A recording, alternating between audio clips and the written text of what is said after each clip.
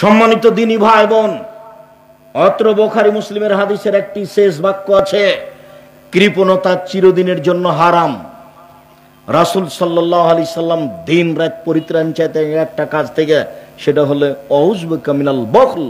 আল্লাহ তোমার কাছে আমি কৃপণতা থেকে বাঁচতে চাই, আল্লাহ তোমার কাছে আমি কৃপণতা থেকে বাঁচতে চাই, আল্লাহ তোমার কাছে আমি কৃপণতা থেকে বাঁচতে চাই।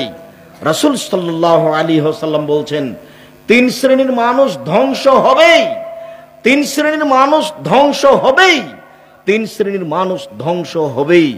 তার এক শ্রেণীর মানুষ হচ্ছে যে কৃপণতা থেকে নিজের উপরে প্রাধান্য দিয়েছে, সে ধ্বংস হবেই। অত্যাকু সোহা, তোমরা কৃপণতা থেকে বেঁচে থাকো, কৃপণতা তোমাকে ধ্বংস করবে, কৃপণতা চিরদিনের জন্য হারাম। জীবনে বেঁচে থাকার জন্য, সফলতার জন্য মাঝে মধ্যে 10 টাকা, 5 টাকা, 20 টাকা, 500 টাকা দান করার একটা পথ বের করবেন। বৈধ জায়গাতে দান করার চেষ্টা করবেন, ফকির মিসকিন খুঁজে বের করবেন। আপনাকে বলা হয়েছে বহুদিন, রাসূল সাল্লাল্লাহু আলাইহি সাল্লামকে জিজ্ঞাসা করা হয়েছিল মানুষের জীবনে সবচেয়ে ভালো কাজ কি? তখন রাসূল সাল্লাল্লাহু আলাইহি সাল্লাম উত্তরে বললেন, মানুষের জীবনে সবচেয়ে ভালো কাজ হচ্ছে দুস্থ গরিব ফকির মিসকিনকে খেতে দেওয়া। তার জন্য তো আপনাকে বলা আছে যে আপনার স্ত্রীর স্বভাব হতে হবে আপনার মায়ের মতো। তাছাড়া আপনি ফকির মিসকিনকে খেতে দিতে পারবেন না। আপনার মা 16 জন মানুষের ভাত রান্না করতে ঢেঁকিতে ধান ভেঙে। শুনুন, আপনারা হচ্ছেন 10 ভাই বোন, আপনার বাপ মা 2 জন, 12 জন। আপনাদের বাড়িতে ছিল 2 জন কিষান কামলা, 14 জন। আর আপনার বাপ মসজিদ থেকে 2 জন ফকির ধরে নিয়ে এসেছেন রাতে। মোট কতজন হলো? 16 জন। 16 জন মানুষের ভাত রান্না করতেন আপনার মা ঢেঁকিতে ধান ভেঙে, ভারী হয়নি। আর আপনার বউ এখন যেখানে থাকে সেখানে গ্যাসের চুলা আছে, ফ্রিজে তরি তরকারি আছে। আপনি রাত 12টা 1টার সময় আমাকে নিয়ে গিয়ে বলছেন মেহমান আছে একটু উঠো, তাহলে সে নাকশিটকে নিয়ে দিয়ে বলে হোটেল থেকে খাওয়াই নিয়ে আসতে পারোনি? আমি বউ তালাক দিতে আদেশ করিনি, তবে পরিবর্তন করার পরামর্শ দিয়েছি। আপনার স্ত্রীকে আপনার মায়ের স্বভাবে গড়ে উঠতে হবে, এটাই চূড়ান্ত। তাহলে আপনি সংসারে সুবিধা পাবেন। ফকির মিসকিনকে খেতে দেওয়া, দান করা, এটা হচ্ছে মানুষের জীবনে সবচেয়ে ভালো কাজ। মানুষের জীবনে দ্বিতীয় ভালো কাজ হচ্ছে সালাম দেওয়া। সালাম দেয় যে সে জান্নাতে যাবে, সালাম দেয় না যে সে জাহান্নামে যাবে। সালাম দেয় যে সে সবচেয়ে ভালো মানুষ, সালাম দেয় না যে সে কৃপণ খারাপ মানুষ। বলছিলাম, রাসূল সাল্লাল্লাহু আলাইহি সাল্লাম যা বলেন তাতে ইহুদি খ্রিস্টান মহিলাদের দাম দেয়নি। আবু হুরায়রা রাদিয়াল্লাহু তাআলা আনহু বলেন, রাসূল সাল্লাল্লাহু আলাইহি সাল্লাম বলেছেন, ইন্নাল ইয়াহুদ ইজা হাজাতিল মারআত, যখনই তাদের কোন মহিলা ঋতুবতী হতো তখন ইহুদিরা তাদের সাথে খেত না, তাদেরকে বিছানে রাখতো না, তাদেরকে বাড়ির পিছনে রেখে আসতো। এখনো তাদের এই নীতি আছে। আমাদের দেশে যদি কারো কুষ্ঠ রোগ হয়, ধবল রোগ হয়, তাহলে তার জন্য ভিন্ন প্লেট রাখে। ওই প্লেটে ওই গিলাস তার জন্য ব্যবহার হয়। বাড়ির কেউ সেই গিলাস ব্যবহার করে না। এখন ছোঁয়াচে রোগের মতো হয়ে গেছে। ছোঁয়াচে রোগের অবস্থা যেমন, নারীদের অবস্থা তেমন ইহুদিদের কাছে। ইহুদিরা নারীদেরকে ছোঁয়াচে রোগের মতো মনে করত। ঋতুবতী হলে তাদেরকে বাড়িতে রাখতো না, বাড়ির পিছন দিকে রাখতো। এই ইহুদি, এই খ্রিস্টান নারীদের দাম দেয়নি, হিন্দুরা আজও দেয় না। হিন্দু মেয়ে আজও বাপের জমি পায় না, হিন্দু মেয়ে আজও বাপের জমি পায় না। অথচ আল্লাহ তাআলা মহিলারা বাপের জমি অর্ধেক পাবে আর ছেলে পাবে ডবল। এইটা যদি কেউ মনে করে যে আল্লাহ কি এখানে ইনসাফ করেছেন, মেয়ে পাবে অর্ধেক ছেলে পাবে ডবল, এটা কেমন হয়ে গেল? শুনুন, এটার কয়েকটা কারণ আছে। তার 1 নাম্বার কারণ হচ্ছে আপনার স্ত্রী নিয়ে এসেছে 1 ভাগ তার বাপের কাছ থেকে, আর আপনি পেয়েছেন 2 ভাগ, এই হলো মোট 3 ভাগ। আপনার বোন নিয়ে গেছে 1 ভাগ, আর আপনার ভগ্নিপতি পেয়েছে 2 ভাগ, এই হলো তারা সবাই মিলে 3 ভাগ। বুঝা যায়নি কথা? আবার বলে, এই ছেলে একটু অপেক্ষা করুন, বোকামির পরিচয় দিবেন না। এখন চা খেতে হবে না, ব্যস্ততা আমাকে দেখাতে হবে না। 11টার সময় আমি বাসা থেকে বের হয়েছি, 2-2.5 ঘন্টা আমি রাজশাহী বিমানবন্দরে অপেক্ষা করেছি। কুয়াশার কারণে ঢাকা থেকে রাজশাহী বিমান যায়নি। ঢাকায় এসে যেখানে দাওয়াত ছিল সেখানে খাওয়া দাওয়ার পরে প্রয়োজনীয় কিছু কথা ছিল, সেটা 7টা, 7:30 এরকম হয়ে যায়। ওখান থেকে বের হয়ে আমি এখানে এসেছি, আপনার সামনে আমি কথা বলছি। আপনি আমাকে কিসের ব্যস্ততা দেখাচ্ছেন? আপনি কিসের আমাকে পেশাব পায়খানা দেখাচ্ছেন? কিসের ব্যস্ততা দেখাচ্ছেন? ভুলেও কোনোদিন এরকম চিন্তা ভাবনা রাখবেন না। ভালোবাসা নিয়ে এসেছেন, কথা শেষ হবে, ভালোবাসা বজায় রেখে যাওয়ার চেষ্টা করবেন। উপস্থিত বৈঠকের দিনই মুসলিম বোন, কথা বন্ধ করুন। এই মেয়ে, তোমাকেই বলছি, কথা বলছো কেন? আপনি মুসলিম মহিলা এসেছেন, অপেক্ষা করুন, আপনার জন্যই কথা বলছি। শুনুন, আপনার জন্যই কথা বলছি। উপস্থিত বৈঠকের মুসলিম বোন, আপনি খেয়াল করুন, আপনার জন্যই কথা বলছি। এদিকে দেখুন, কেউ যদি বলে যে ইসলাম কি মহিলাদের সাথে ঠিক আচরণ করেছে, মেয়ে পাবে অর্ধেক, 3 ভাগের 1 ভাগ পাবে মেয়ে, আর 2 ভাগ পাবে ছেলে, তো বাহ্যিকে তো মনে হচ্ছে যে ইনসাফ হয়নি। কিন্তু তোমার বোন নিল 1 ভাগ, আর তোমার ভগ্নিপতি তার বাপের জমি পেয়েছে 2 ভাগ, তো তোমার বোন আর তোমার ভগ্নিপতি 2 জন মিলে কত হলো? 3। এবার তুমি পেয়েছো 2 ভাগ, আর তোমার স্ত্রী নিয়ে এসেছে 1 ভাগ, কত হলো? 3। তো মূলের উপরে সব ঠিক নেই? ঠিক আছে। এইবার আরো তোমার ভাগটা ডবল কেন? তোমার বোনের ভাগ অর্ধেক কেন? তোমার বাপ মারা গেলে তোমার বাপের যত আত্মীয় স্বজন, বন্ধু বান্ধব ছিল, সব তোমার বাড়িতে আসবে, তোমার বোনের বাড়ি যাবে না। কেননা এটাই হলো তোমার বাপের বাড়ি, আর তোমার বোনের বাড়ি তোমার বাপের বাড়ি নয়। তাহলে সব মেহমানকে দেখাশোনা, খাওয়া দাওয়া কাকে করাতে হবে? তোমার ভাইকে। এই জন্য জমি এখানে বেশি। 2। 3, তোমার বোন যদি তালাক প্রাপ্তা হয়ে যায়, বা তোমার ভগ্নিপতি দুলাভাই যদি মারা যায়, তাহলে তোমার বোন কোথায় আসবে? ভাইয়ের কাছে চলে আসবে, তোমার কাছে চলে আসবে। তো যদি অর্ধেক হয়ে গিয়ে থাকে, তাহলে তো এখানে সমস্যা আছে। এখন বেশি জমি তোমার ভাইয়ের কাছে, তোমার কাছে আছে, যাতে করে তোমার বোন এখানে সহজেই জীবিকা নির্বাহ করতে পারে, তুমি যেন পয়সা খরচ করে তার আবার বিবাহ দিতে পারো। না বুঝে চিন্তা ভাবনা করলে মনে হবে ইসলাম মনে হয় এখানে ইনসাফ করেনি। ইসলামী একমাত্র মহিলাদের মর্যাদা উল্লেখ করেছে। কয়েকটা আয়াত, কয়েকটা হাদিস আপনাকে আমি শোনাই। মর্যাদা মহিলাদেরকে রক্ষা করতে হবে, অন্য কেউ রক্ষা করতে পারবে না। মর্যাদা যাকে দেওয়া হয়েছে তাকে রক্ষা করতে হবে, মর্যাদা যাকে দেওয়া হয়েছে তাকে রক্ষা করতে হবে। এইগুলা, এই 1 বোতল পানি আপনাকে দেওয়া হয়েছে, তো পানি রক্ষা আপনি করবেন না আমি করব?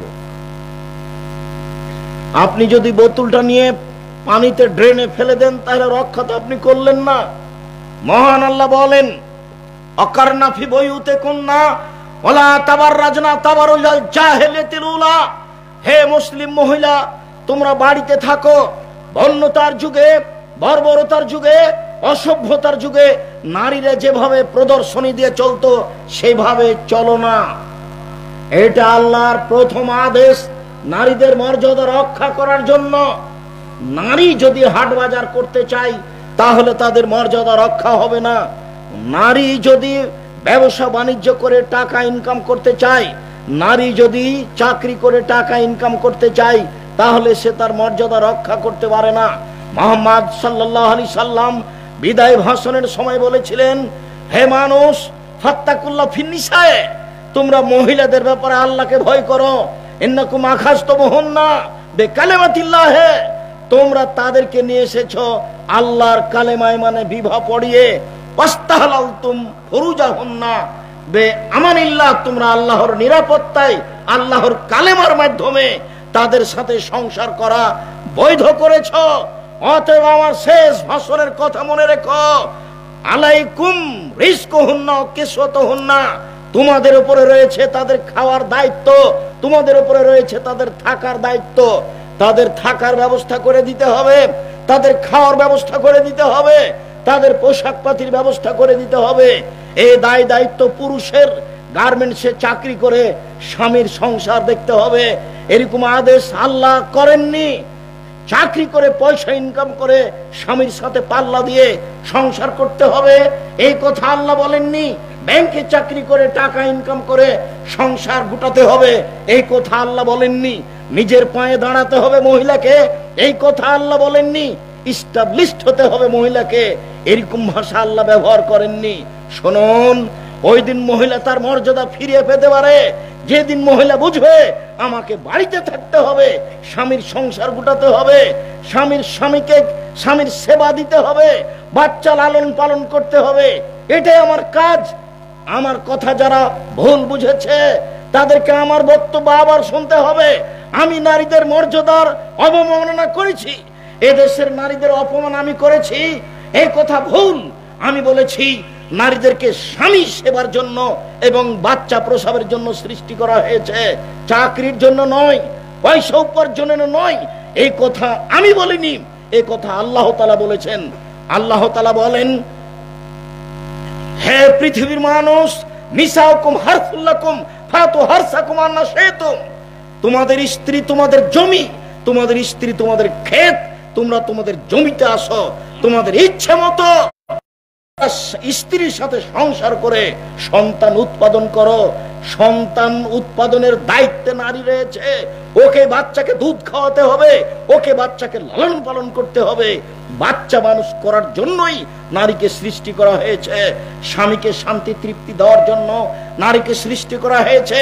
অমিন আয়াতিহান খালাকালাকুম মিন আনফুসিকুম আজওয়াজান লিতাসকুনু ইলাইহা, পৃথিবীর মানুষ তোমাদের স্ত্রীদেরকে তোমাদের পক্ষ থেকে, তোমাদের পাশ থেকে সৃষ্টি। তোমার মতো লোক দিন রাত যদি আব্দুর রাজ্জাক বিন ইউসুফের বিরুদ্ধে বলে, আমি তোমার কথার সরিষা সমপরিমাণ ভ্রুক্ষেপ করি না। আমার জীবনে আমি অপ্রয়োজনীয় কথা বলি, এটা আমার মনে বলে না। আমি কোন একটা কথা না দেখে বলি, এটা আমার মনে বলে না। তবে আমি মানুষ, আমার কোন জায়গাতে ভুল থাকতে পারে, তবে আপনি অত স্বাভাবিকভাবে ভাববেন না যে আমি নারীদের মর্যাদার হানি করেছি। নারীদেরকে বাচ্চা মানুষ করার জন্য, বাচ্চা জন্ম দেওয়ার জন্য সৃষ্টি করা হয়েছে, এটাই চূড়ান্ত। স্বামীকে শান্তি তৃপ্তি দেওয়ার জন্য নারীকে সৃষ্টি করা হয়েছে, এটাই চূড়ান্ত। তাকে পয়সা উপার্জন করতে হবে, তাকে চাকরি করতে হবে, তাকে হাট বাজার করতে হবে, তাকে অফিস আদালত করতে হবে। এর জন্য নারীকে সৃষ্টি করা হয়নি। প্রায় অফিসার নারী, এগুলো হচ্ছে জাহেলিয়াত। জাহেলিয়াত আবার ফিরে এসেছে। মানুষ মেয়েকে মাটিতে কয়দিন পরে পুঁতে দেবে, এই কথাই এটি। নারী মনে করছে গার্মেন্টসে চাকরি করে আমি পয়সা উপার্জন করছি, আমি মনে হয় ভালো একটা কাজ করছি। নারী মনে করছে আমি একজন বড় অফিসার, আমি পয়সা ইনকাম করি, আমি মনে হয় ভালো কাজ করছি। জি না, ভুল হিসাব। বিদায় হজের ভাষণে বুখারী মুসলিমের হাদিস, রাসূল সাল্লাল্লাহু আলাইহি ওয়াসাল্লাম বলেছেন, পৃথিবীর মানুষ শুনে রেখো, স্ত্রীদের দায়িত্বে তুমি, রুজির ব্যবস্থা তুমি করবে, থাকার ব্যবস্থা তুমি করবে। এই দায়িত্ব নারীর উপরে দেওয়া হয়নি। নারী যখন বাড়িতে থাকবে তখন তার মর্যাদাকে রক্ষা করতে পারে, এছাড়া বিকল্প পথে তার মর্যাদা রক্ষা করার কোনো পথ নেই। ও কি বাড়ি থেকে বের হবে না? বাড়ি থেকে বের হবে, সে ব্যবস্থা আল্লাহ বলছেন, ইয়া আইয়ুহান নবী কুল্লি আজওয়াজিকা ওয়া বানাতিকা নিসাইল মুমিনিন, হে মুহাম্মদ সাল্লাল্লাহু আলাইহি সাল্লাম, আপনি আপনার স্ত্রীদেরকে, আপনি আপনার মেয়েদেরকে বলে দেন, তারা যখন বাড়ি থেকে বের হবে তখন বোরকা পরে মুখের উপরে কাপড় ঝুলিয়ে দিয়ে পর্দা করে বের হবে। এটা আল্লাহর আদেশ। এই মেয়ে, এই তুমি যে ফ্যাশন বোরকা পরে আছো, এটা তোমার পর্দা হলো? তুমি যে গায়ে আঁটো সাঁটো বোরকা পরে আছো, এটা তোমার পর্দা হলো? উপস্থিত বৈঠকের মুসলিম বোন, আপনাকে আমি খাটো করিনি, আপনাকে আমি অপমান করার জন্য রাজশাহী থেকে আসিনি, আপনাকে আমি মূল্যায়ন করতে চাই। আপনাকে তো আমি দেখতে চাই খাদিজার মতো, আপনাকে আমি দেখতে চাই আয়েশার মতো। আপনার অবস্থা এরকম কেন হবে? আপনি বাজার করা শিখবেন কেন? বাজার করা পড়ে থাক, বাজারে আপনাকে যেতে হবে না, হাটে আপনাকে যেতে হবে না। জরুরি কারণে যদি বাড়ি ত্যাগ করতে হয়, তাহলে ইসলামী পোশাক পরে বাড়ি ত্যাগ করতে হবে। শুধু তাই নয়, যদি কোনো মানুষের সাথে কথা বলতে হয়, তাহলে অন্তরাল থেকে বলতে হবে। আল্লাহ তাআলা বলেন, ওয়াইদা সাআলতুমুহুন্না মাতান ফাসআলুহুন্না মিন ওরাই হিজাব। পৃথিবীর মানুষ, তোমরা যদি কোনো মহিলাকে কিছু বলো, তাদের কাছে যদি কিছু নিতে হয়, তাদের যদি কোনো জিজ্ঞাসা করতে হয়, তাহলে অন্তরাল আড় থেকে বলতে হবে। এটাই হবে তোমাদের অন্তরের জন্য পবিত্রতা, তাদের জন্য পবিত্রতা। খোলা মাঠে ভদ্রলোক, মহিলা কলেজের প্রিন্সিপাল আবার তাহাজ্জুদ পড়ে। মেয়ে নগ্ন হয়ে স্কুল কলেজে যায়, আবার তিন চিল্লা দেয়, ধর্ম পাগল হয়ে গেছে। धर्म राजशाही चांपाइनबाबगंज हवाई लड्डू दोनों हाथ में लड्डू है, जो चाहे उसको खा ले, जो चाहे उसको छोड़ दे। ভুল হিসাব। রাসূল সাল্লাল্লাহু আলাইহি সাল্লামের পদ্ধতিতেই ফিরে আসতে হবে, এর বিকল্প কোনো পথ নেই। সম্মানিত দিনী বোন, রাসূল সাল্লাল্লাহু আলাইহি সাল্লাম বললেন, মা তারাকতু বাদি ফিতনাতান আজার আলা রিজাল মিনান নিসায়ে। আমার জীবনে আমি ছাড়িনি কোনো বস্তু যেটা পুরুষের জন্য বেশি বিপজ্জনক হতে পারে নারীদের চেয়ে। আমার জীবনে আমি ছাড়িনি কোনো বস্তু যেটা পুরুষের জন্য বেশি বিপজ্জনক হতে পারে নারীদের চেয়ে। আমার জীবনে আমি ছাড়িনি কোনো বস্তু যেটা পুরুষের জন্য বেশি বিপজ্জনক হতে পারে নারীদের চেয়ে। এই কথা বলে আল্লাহর নবী কি নারীদের মর্যাদার হানি করলেন? হাদিস তো বুখারী মুসলিম। তার মানে তিনি বলতে চাইলেন, সাবধান, তুমি বাড়ির বাইরে গেলে পুরুষের ক্ষতি হবে। সাবধান, তুমি মিঠা করে কথা বললে পুরুষের ক্ষতি হবে, নরম করে কথা বলা হবে না। কতদিন আমি বললাম যে আপনার বাড়িতে আপনার স্বামীর মোবাইলে রিং হচ্ছে, ধরবেন না। রিং হতে হতে হতে বন্ধ হয়ে যায়, তবে আপনি ধরবেন না। কোনো সময় যদি ধরেনও, তাহলে আসসালামু আলাইকুম, জি কে বলছিলেন, এখন বাড়িতে নেই, পরে কথা বলবেন, এই বলে কথা আপনি শেষ করবেন। আপনি যদি বলেন ভাই কি বলছিলেন ভাই, তাহলে আপনার নাম্বারটা ধরে রাখবে। আপনার একটু শরম হওয়া দরকার, আপনার একটু লজ্জা হওয়া দরকার। আপনি কেন নরম করে কথা বলবেন? কোরআন মাজিদে আল্লাহ বলছেন যে কণ্ঠ হচ্ছে নারী, কণ্ঠ নারী, অতএব শক্তভাবে কথা বলতে হবে, এটা আল্লাহর আদেশ। রাসূল সাল্লাল্লাহু আলাইহি সাল্লাম এই কথা বলেছেন, আপনাকে বিবেচনা করতে হবে এই কথা তিনি কেন বললেন, যে আমার জীবনে আমি ছাড়িনি কোনো বস্তু যেটা পুরুষের জন্য বেশি বিপজ্জনক হতে পারে। নারী হচ্ছে পুরুষের জন্য সবচেয়ে বেশি বিপজ্জনক বস্তু। সম্মানিত দিনী ভাই বোন, রাসূল সাল্লাল্লাহু আলাইহি সাল্লাম বলেন, ফাত্তাকু দুনিয়া ওয়াত্তাকু নিসা। পৃথিবীর মানুষ, তোমরা দুনিয়া থেকে বেঁচে থাকো, তোমরা পৃথিবী থেকে বেঁচে থাকো। মহিলা থেকে বেঁচে থাকো, তোমরা পৃথিবী থেকে বেঁচে থাকো। মহিলা থেকে কেন বাঁচতে বললেন? হাদিস তো বুখারী মুসলিম। মহিলা কি কোনো গোখরা সাপ, গমা সাপ? মহিলা কি কোনো আগুন? মহিলা কি জাহান্নাম? মহিলা কি কোনো গরু ছাগল? ও কি বাঘ ভালুক? কেন তিনি বললেন তোমরা মহিলা থেকে বেঁচে থাকো? এই ছেলে, শতবার আমি তোমাকে বলেছি, কোন মেয়ের নাম্বার যেন তোমার মোবাইলে না থাকে। তোমাকে আবারও বলছি, তুমি তওবা করে উঠো, বাকি জীবন তুমি আর কোনোদিন কোনো মেয়ের সাথে কথা বলো না। রাসূল সাল্লাল্লাহু আলাইহি সাল্লামের এই কথার তুমি দাম দিতে শিখো। আল্লাহ রাসূল বলছেন, ফাত্তাকু দুনিয়া ওয়াত্তাকু নিসা। তোমরা দুনিয়া থেকে বেঁচে থাকো, তোমরা মহিলা থেকে বেঁচে থাকো। দুনিয়া কিন্তু অত্যাধুনিক যন্ত্র। বিচারের মাঠে মানুষকে অপমান করা হবে, জাহান্নামে দেওয়া হবে 4টি পদ্ধতিতে। এক, আপনার পাপকে আপনাকে দেখানো হবে, মিসকালা যারাতিন খাইরা ইয়ারা, মিসকালা যারাতিন শাররা ইয়ারা। বিন্দু মাত্র সরিষা সমপরিমাণ যদি পাপ করে থাকেন দেখানো হবে, সরিষা সমপরিমাণ যদি নেকি করে থাকেন দেখানো হবে। দেখেই বুঝতে পারবেন আমি অপরাধী। 2, বিচারের মাঠে আপনার আমল নামা 99টা বিশাল বিশাল খাতা আপনার হাতে দিয়ে বলা হবে, ইকরা কেতাবাক, তুমি তোমার আমল নামা নিজেই পড়ো। আপনি আরবি জানলেও পড়তে পারবেন, না জানলেও পড়তে পারবেন। পড়বেন আর বলবেন, মালে হাদাল কিতাব লা ইগাদিরু সাগীরাতান ওয়ালা কাবীরা, কি আশ্চর্য ধরনের বই, জীবনের ছোট কথা লেখা আছে, বড় কথা লেখা আছে।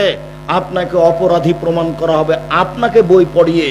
3, ইয়াউমাইজিন তুহাদ্দিসু আখবারাহা, এই মাটি টপ টপ টপ টপ করে কথা বলবে। আদম থেকে নিয়ে কিয়ামত পর্যন্ত যত মানুষ এসেছে, যত মানুষ আছে, যত মানুষ আসবে, সমস্ত মানুষের কথা মাটি ধরে রেখেছে, সমস্ত মানুষের কথা মাটি ধরে রেখেছে। এই মাটি বিচারের মাঠে top top top top top top করে কথা বলবে। 4, বিচার মাঠে মুখ সিলাই করে দেওয়া হবে, হাতে কথা বলবে, পায়ে কথা বলবে। হাত বলবে, পা তুমি ঠিক বলেছ। হাতে যখন কথা বলবে, পা তখন বলবে, পা তুমি, হাত তুমি ঠিক বলেছ। এই 4টি পদ্ধতিতে মানুষের বিচার করে মানুষকে জাহান্নামে দেওয়া হবে। এই মাটি হচ্ছে অত্যাধুনিক যন্ত্র, যার জন্য আল্লাহর নবী বলছেন, তোমরা মহিলা থেকে বেঁচে থাকো এবং পৃথিবী থেকে বেঁচে থাকো। সম্মানিত দিনী ভাই বোন, রাসূল সাল্লাল্লাহু আলাইহি সাল্লাম বললেন যে ইয়াকুম দুখুল আল নিসায়ে, তোমরা মহিলাদের কাছে যাওয়া থেকে বেঁচে থাকো। তাহলে কি মহিলাদের মানের হানি করা হলো? জি না, এইসব বাক্য দিয়ে মহিলাদের নিন্দা করা হয়নি, বরং তাদের মর্যাদা রক্ষা করার জন্য রাসূল সাল্লাল্লাহু আলাইহি সাল্লাম এই কিছু বলেছেন। তিনি বলেছেন, আদ-দুনিয়া কুল্লুহা মাতা, সারা পৃথিবী সম্পদ, ও খায়রু মাতাই দুনিয়াল মারাতু সালেহা, সারা পৃথিবী সম্পদ, উত্তম সম্পদ হচ্ছে ভালো নারী। অতএব সম্মানিত দিনী ভাই বোন, আমি আজকের মতো কথা লম্বা না করে, এই ছেলে, আমি উপস্থিত দিনী মুসলিম ভাই বোনের উপরে 2-3টা কথা আমি শেষের দিকে বলে যাচ্ছি। আমার জীবনে আপনার সাথে জরুরি কিছু কথা সম্পৃক্ত জড়িয়ে আছে। আমার জীবনের কিছু কথা আপনার সাথে জোরালোভাবে জড়িয়ে আছে। তার মনে রাখবেন, একটি কথা জীবনে সবচেয়ে যেটা প্রয়োজন মনে করবেন, সেটা হলো 5 ওয়াক্ত সালাত আদায় করা। এই ছেলে, তুমি আমার হাতের দিকে লক্ষ্য করো 2-3 মিনিট। তোমার জীবনে যেটা সবচেয়ে জরুরি কাজ, পৃথিবীতে এর চেয়ে যেন তোমার জীবনে কোনো জরুরি কাজ না থাকে, সেটা হলো 5 ওয়াক্ত সালাত আদায় করা, নামাজ পড়া। দ্বিতীয়, তোমার জীবনে জরুরি কাজ বৈধ রুজি উপার্জন করা, চকলেট হলেও। 3, তোমার জীবনে জরুরি কাজ একটু কোরআন মাজিদ তেলাওয়াত করা, সূরা ইখলাস হলেও। 4, জরুরি প্রয়োজন ছাড়া 2 জন যেখানে বসে আছে সেখানে বসবেন না।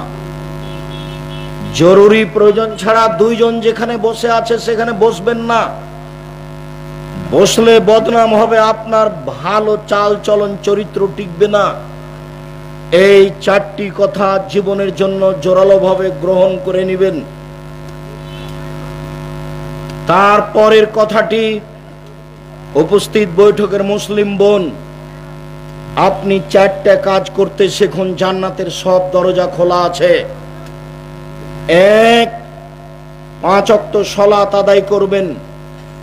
2, সমাত শাহরাহা, রমজান মাসের সিয়াম পালন করবেন। 3, আতাত বালাহা, স্বামীকে মেনে চলবেন, তিতা লাগলেও মিঠা লাগলেও। যতদিন স্বামীর সাথে আছেন, স্বামী গালি দিলেও তাকে মেনেই চলতে হবে। তার সাথে মুখ ভারী করে কথা বন্ধ করে থাকা যাবে না।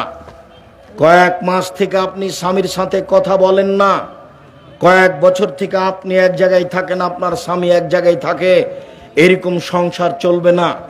স্বামীকে মেনেই চলতে হবে। 4, জেনা থেকে বেঁচে থাকবেন। জান্নাতের সব দরজা আপনার জন্য খোলা, যে কোনো দরজাতে আপনি প্রবেশ করতে পারেন। সম্মানিত দিনী মুসলিম বোন, আপনি শুনুন, এই 4টা কাজ করতে পারলে জান্নাতের আপনার সব দরজা খোলা, যে কোনো দরজাতে ঢুকতে পারেন। আর যদি কোনো মহিলার জেনা হয়ে যায়, তাহলে আজ থেকে তোবা করুন, আপনার তোবার কারণে এই পাপকে আল্লাহ নেকি দিয়ে পূর্ণ করে দিবেন। এই কথা আল্লাহ বলেছেন, এই কথা নবী বলেছেন। অতএব আপনি এই চারটে কথা মেনে চলার চেষ্টা করুন। এক, জেনায় লিপ্ত হবেন না। দুই, স্বামীকে মেনে চলবেন। তিন, রমজান মাসের সিয়াম পালন করবেন। চার, 5 ওয়াক্ত সালাত আদায় করবেন। জান্নাতের সব দরজা খোলা থাকবে ইনশাআল্লাহ। সম্মানিত দিনী ভাই বোন, আমার শেষ কথাটি মনে রাখবেন, জামিয়া সালাফিয়ার জন্য দোয়া করবেন।